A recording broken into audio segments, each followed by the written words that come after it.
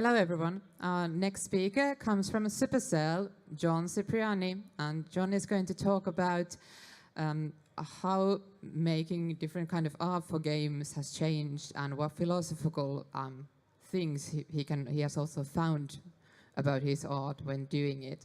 So, big art in small scale. Please welcome John. Thank you.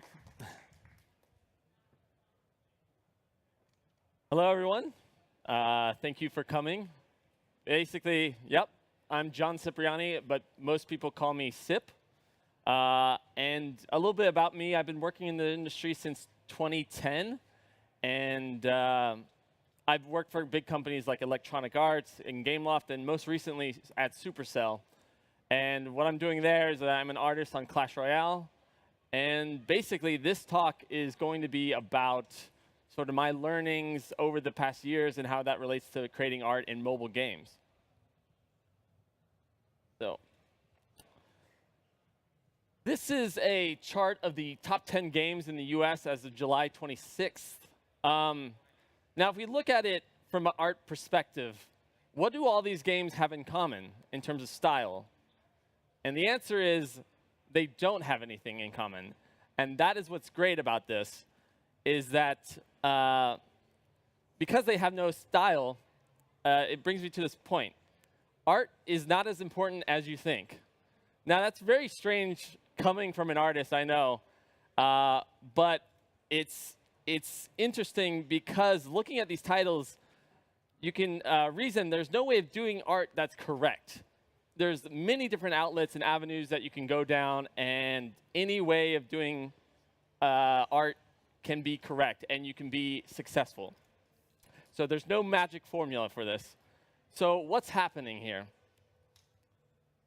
Well, I like to say video games are a bit like dating, and the art is basically the initial attraction.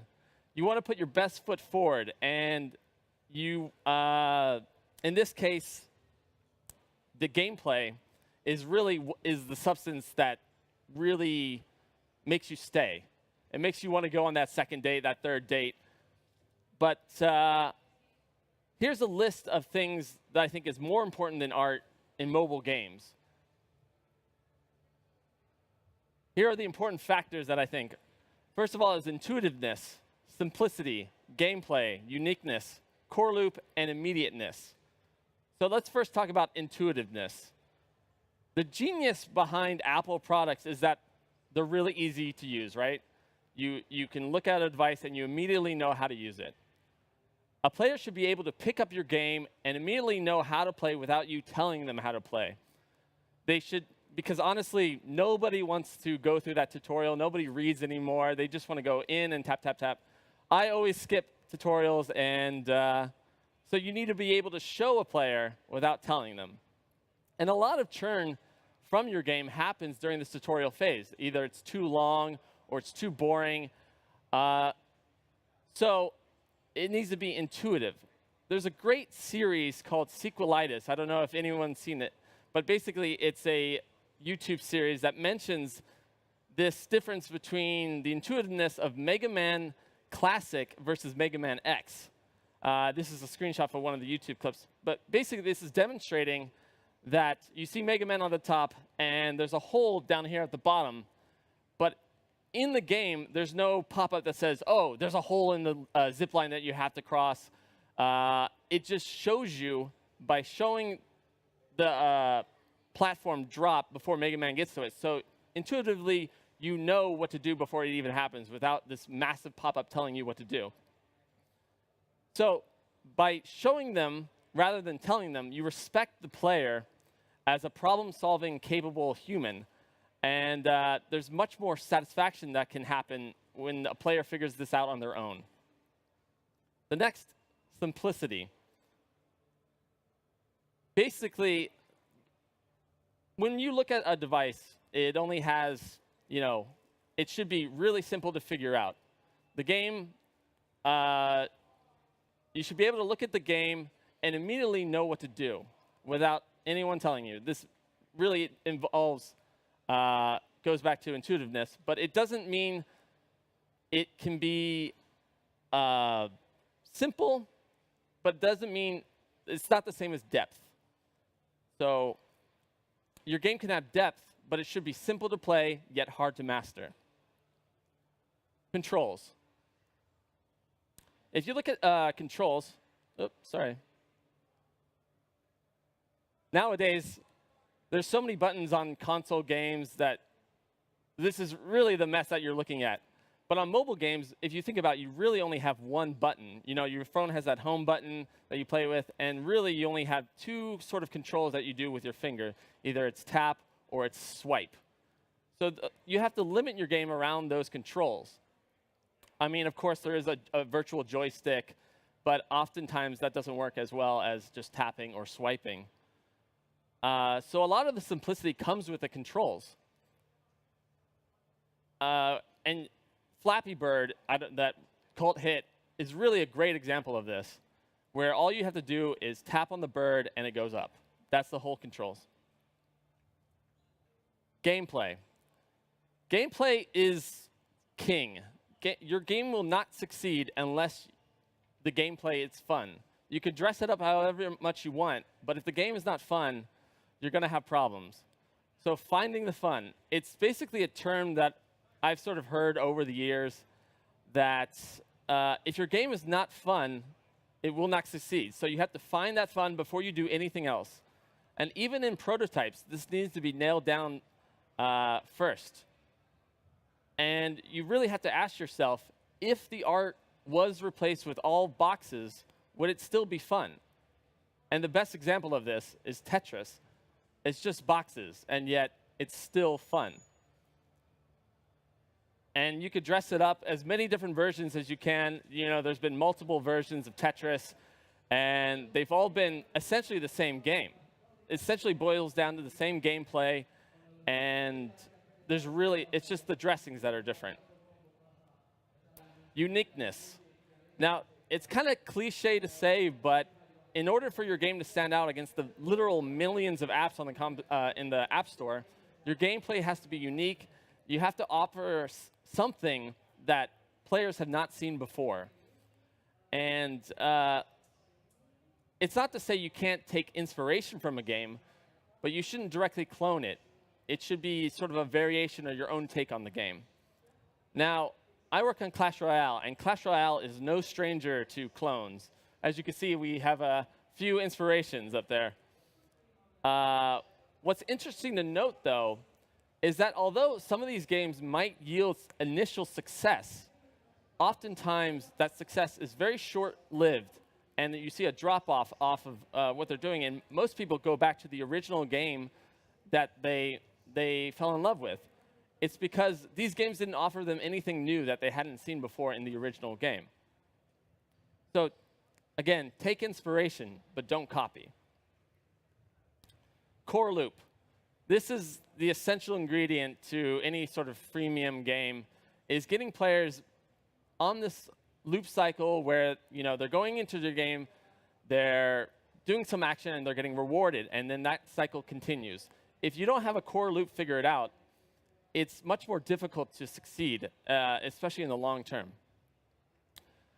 So it's very critical in making your revenue as well. Even it's the harsh reality is that games are a business. So in order to make more revenue, you have to have this cycle that people find benefit from. So it should be, your core loop should be fun, but also beneficial to the player so that they keep coming back for more.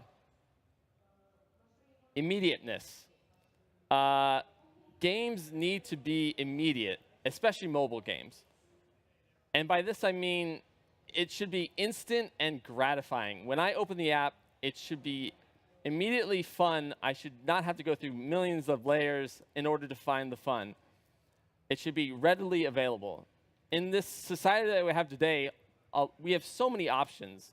So you have very limited time to grab person's attention because it could be stretched from different sources.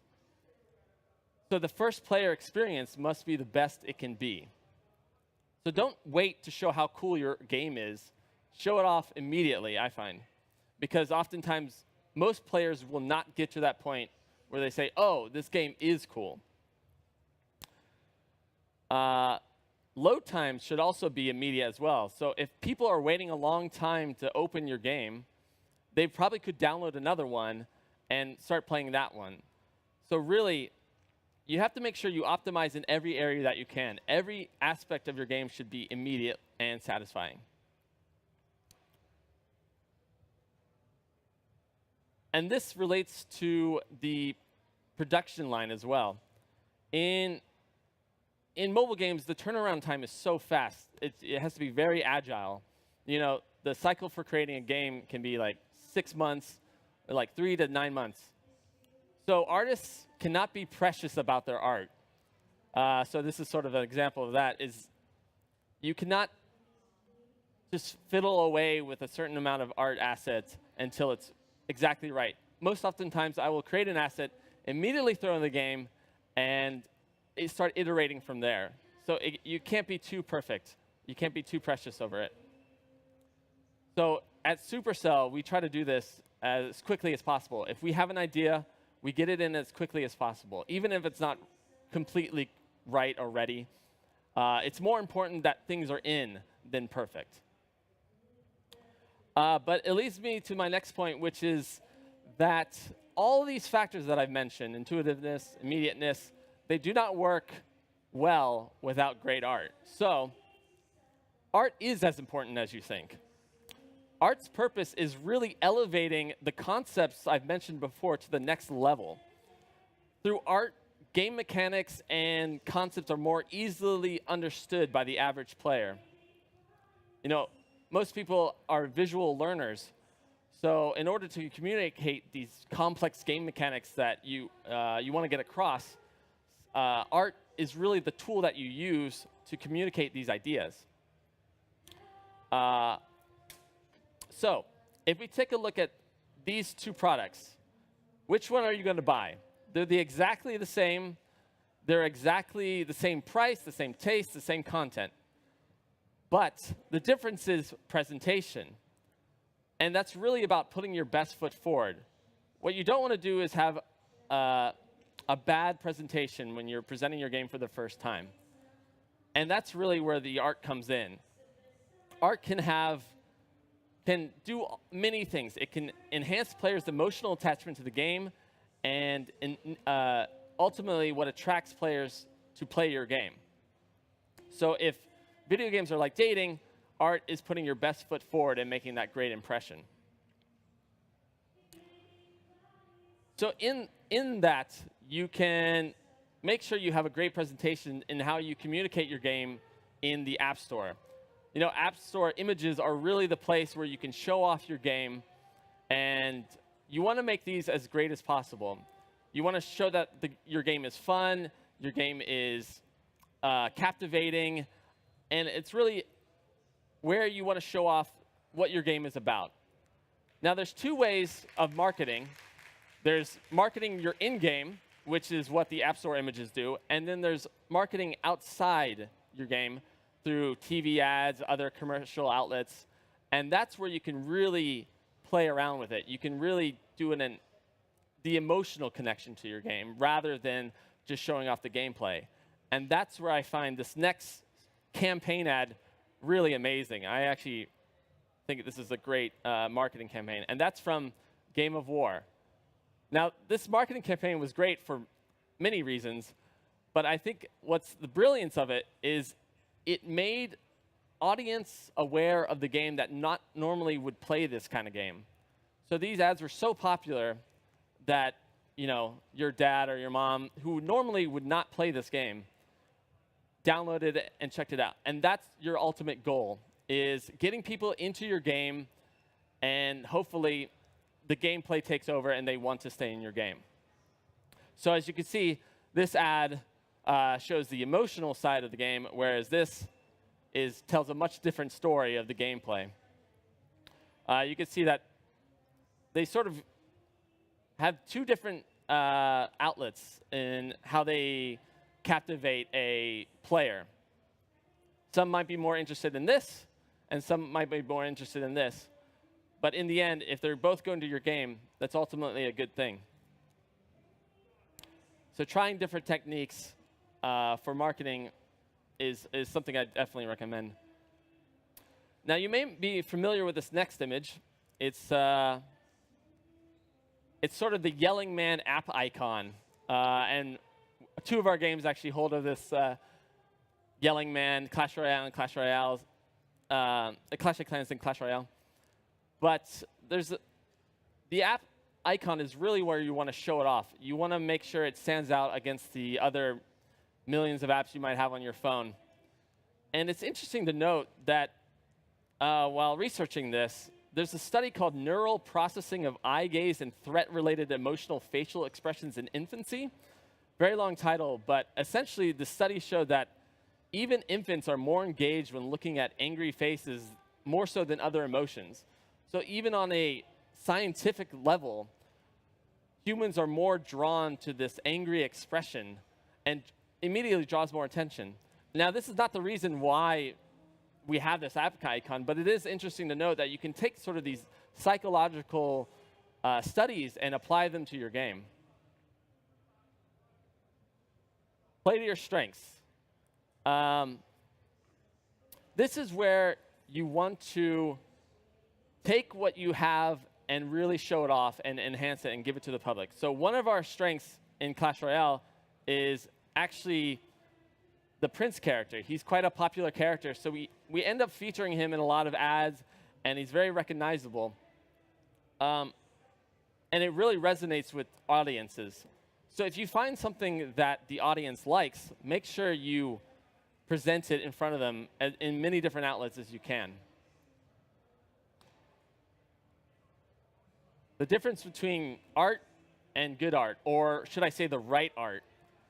There's a difference between art for your game and then the right art for your game. Of course, nowadays anything is considered art, but for me, it's only right when it helps elevate your game into a more comprehensible and appealing package. And that it can do this multiple different ways. So the right art aids in accessibility. So the right art can help in players understanding your game. One of the biggest problems that we have in prototyping is that not everyone can see the big picture. You know, oftentimes it's just two coders together and they don't have an artist. And basically they're trying to show off this game, this big game idea, but they can't show it off the way they wanted to because people can't see past the bad clip art, which is a huge problem. It becomes very distracting. So something like this is something would be presented, and it could be completely differently interpreted if it had the right art. So this is a clear example of the wrong art. The wrong art distracts and ultimately detracts from what you're trying to achieve. And oftentimes, because of this, many prototypes fail and never get beyond this point, which is really unfortunate. It also aids in understanding interactions. It'll draw your attention to certain objects in your game and make the player realize what is important. So in Clash Royale, without the visual feedback that we show of enemies getting hit or taking damage, you would end up with something like this, where you just have text of minus whatever hit points you had, and it becomes a huge mess. So by doing certain visual cues, you can really declutter your game. Good art is also helpful in provoking emotion. So I think this is one of the most important aspects of good art. Good art elicits these emotional responses in players, and by developing this emotional connection with the player, people are more willing to come back to your game day after day after day. And in Clash Royale, for example, we try to inhibit an emotional response using things like emoticons, and being able to communicate with your opponent is so powerful. But of course, there is this fine line where you don't want to elicit too many negative emotions. So you have to make sure the emotions that you are trying to trigger are more happy than negative. And it's why it's this emotional connection to these characters are the reason why You spend so much time customizing your characters on RPGs. So something like that. But, of course, with great power comes great responsibility. This power to elicit emotional responses should be taken lightly. And you have the ability as an artist to control how people experience your game. For example, you can soothe a player or make him feel anxious just by the certain color choices that you make. Red can put you on edge, whereas a calm blue can help you calm down. But of course, art will always be interpreted in different ways. And as an artist, my job is to communicate these ideas as best as possible. Simplifying. Good art simplifies. It can aid in deconstructing complex mechanics and feeds into gameplay intuitiveness and recognizability. So for example, in Clash Royale, our characters have different colors. You can see that the barbarians have yellow heads, the goblins are green, the musketeer is purple, and this is a conscious choice to make sure that even in this chaotic mess of all the action, players are still able to recognize what is going on. This next slide is one of my favorite images. It's by an artist called Ashley Browning, who did this deconstruction series. And if you know this game, you will recognize this immediately. This is from Street Fighter. And what's great about this is even at its simplest form, its simplest, minimalist form, you can recognize what each character is. And I think this is a great example of great character design. And it's something that we try to incorporate in Clash Royale especially. So every art decision matters, especially given the physical size of the device. You're working with such a tiny screen that you have limited space in order to achieve what you want. So it's really a case of less is more. Good art can also aid in storytelling. So because of the mobile games, just the nature of it, you don't have much time to communicate the story. Play sessions are very short, so you have very limited time to actually try to develop a story or this lore behind your characters. So you want to take every opportunity to really incorporate some kind of story element into your game wherever it makes sense. So in this case, in Clash Royale, it makes sense to do it within the character portraits themselves.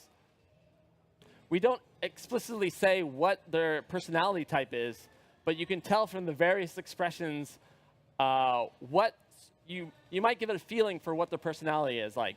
So if you look at the goblin, he's got his clutched hands, and he's got the smirk on his face. So he looks a little bit more mischievous, whereas the Electro Wizard looks a bit cockeyed and crazy, and the Valkyrie is a bit more stern. So simple things like this can really communicate this lore, even without explicitly telling the player, oh, this is the personality type of this character. You can also do this in the concept phase. Even though we don't ever reveal that the mini P.E.K.K.A., for example, loves cooking pancakes, it's something that we try to bring in during his concept phase so that we as artists know, oh, this is the kind of character that this is. And you can bring this ideas to other, maybe not necessarily in-game, but you can bring it out of game in certain marketing campaigns. So we created a comic for mini P.E.K.K.A. revealing sort of more lore around his idea of his love of pancakes. But you're probably all wondering, what style is correct for my game? And that's the great thing, is any art style can be correct, as long as the gameplay supports it. Really, because of the nature of the mobile platform, art style is limitless. There's so many different experimental avenues you can take. Because we're not pushing for this next graphical leap, we can focus more on the weird and experimental. These are some of the games that actually have done that. You may be familiar with a few of these, but these were highly praised for their art, and you can see why. So these are Alto's Adventure, Monument Valley, Badlands, Tengami, Hitman Go.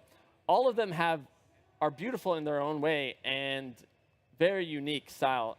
But of course, in the end, what made them successful is the gameplay is fun.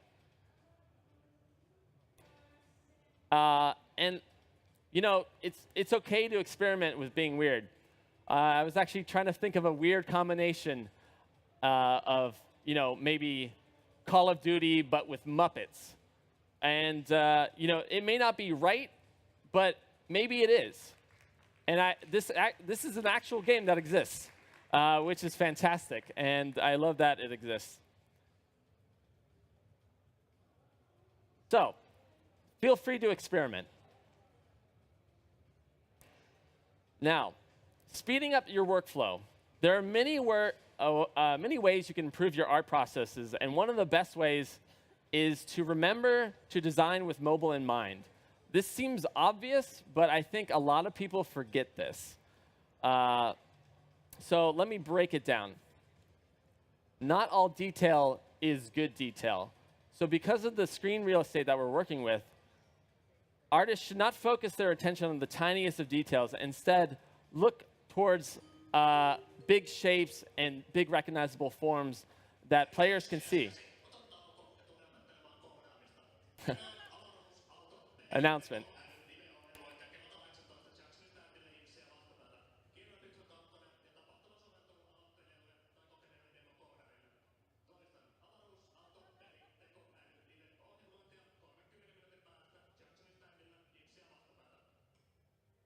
Great.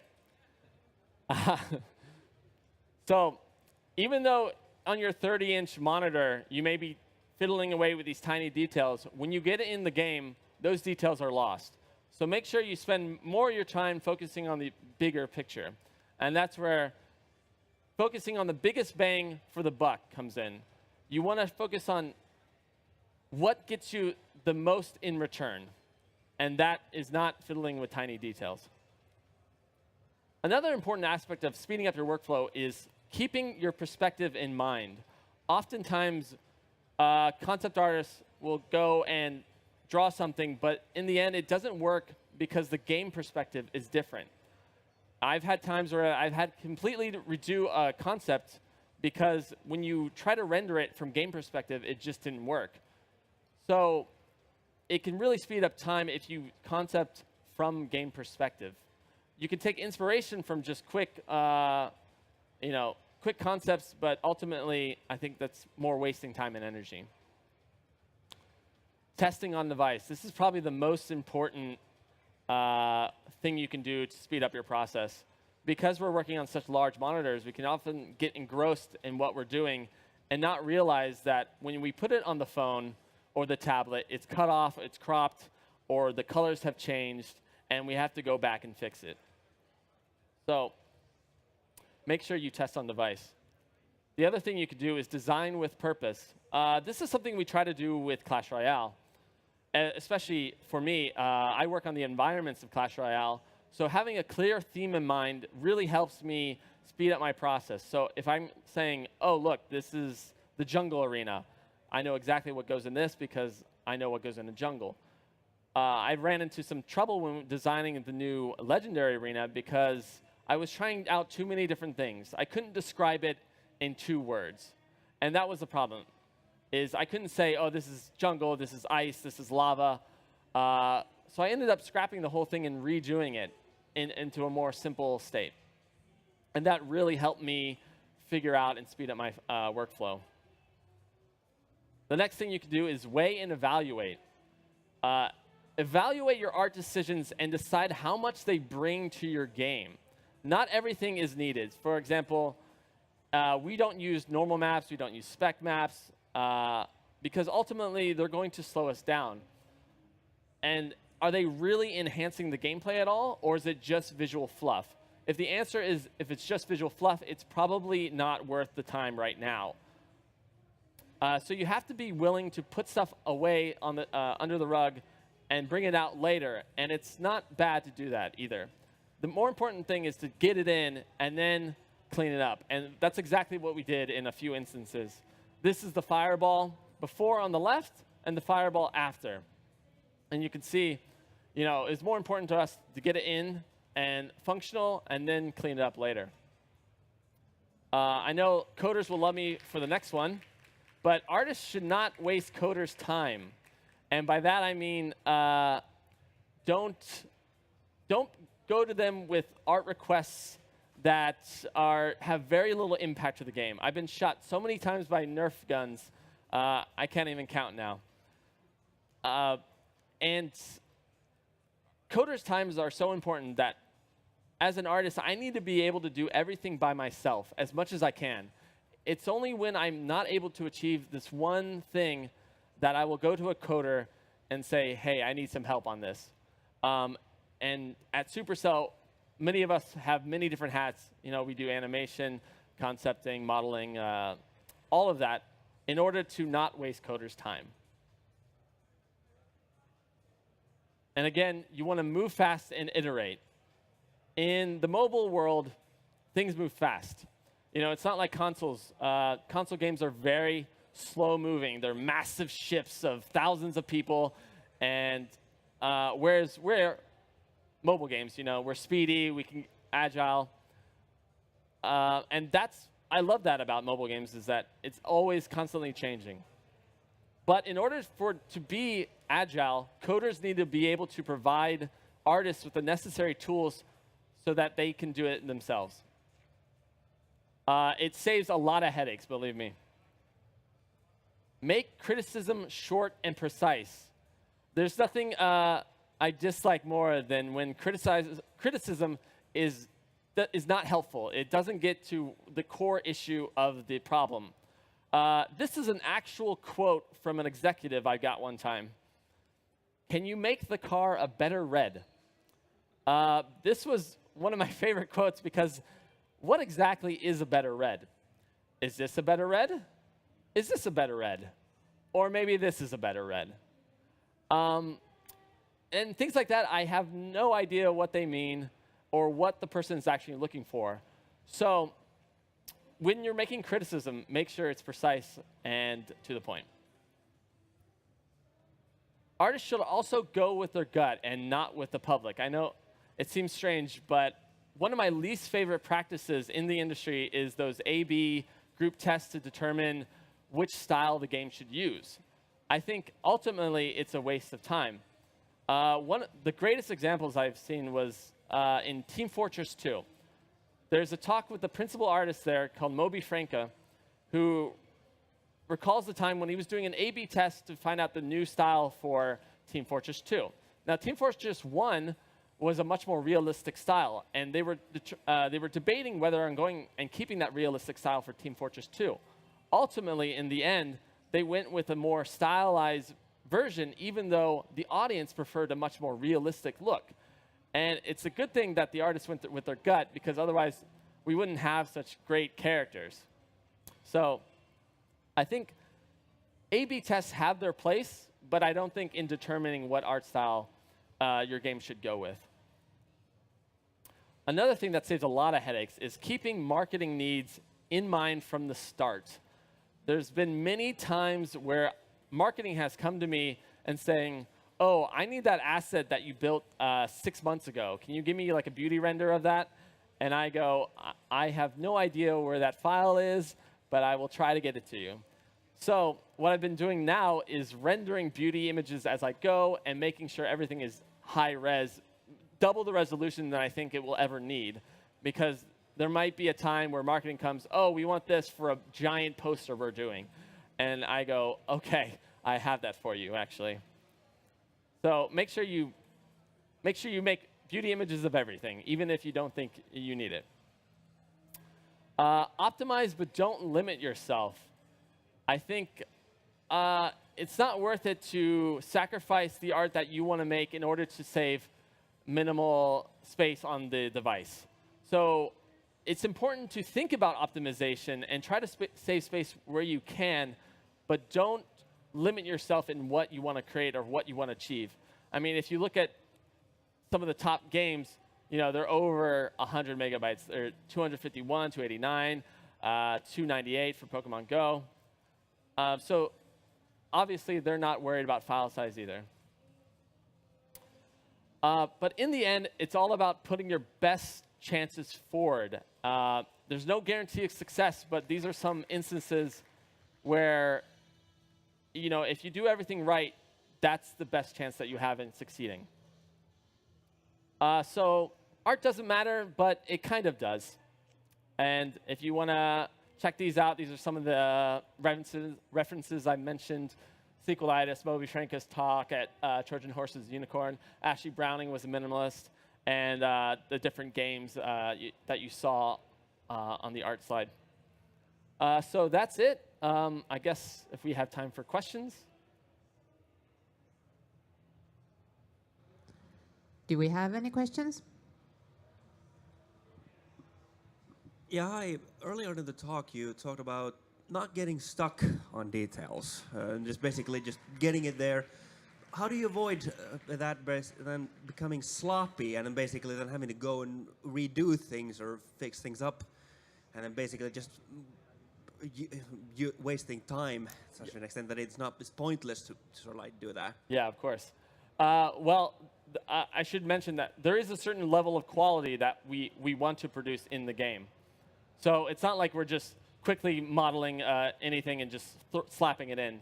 We get to a point where we're comfortable with it visually, even if it might not be perfect, but as long as it's good enough for what we want to achieve, that's the point where we integrate it.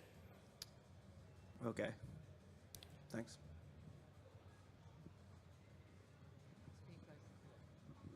So I have a question about the criticism. How do you give like feedback for the artists for their work when they're finding the final details, for example? And who makes the final decision, you guys, for the art that goes into the game? Like, is it the artist or the chain of command or deadline?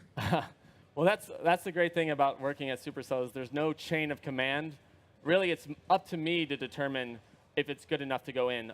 Obviously, I get feedback from other artists in saying, oh, what do you think of this? Is this working for you? If not, and I take all those opinions, and it's really up to me to determine what opinions I think are valid and which ones I choose to ignore because I think my own interpretation of what I want to achieve is more important.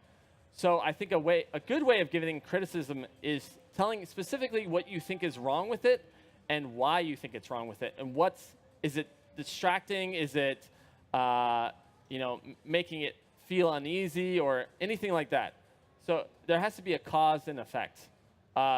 Just saying, oh, I think you should change it to blue without any reasoning is not going to convince me as an artist to change it to that color.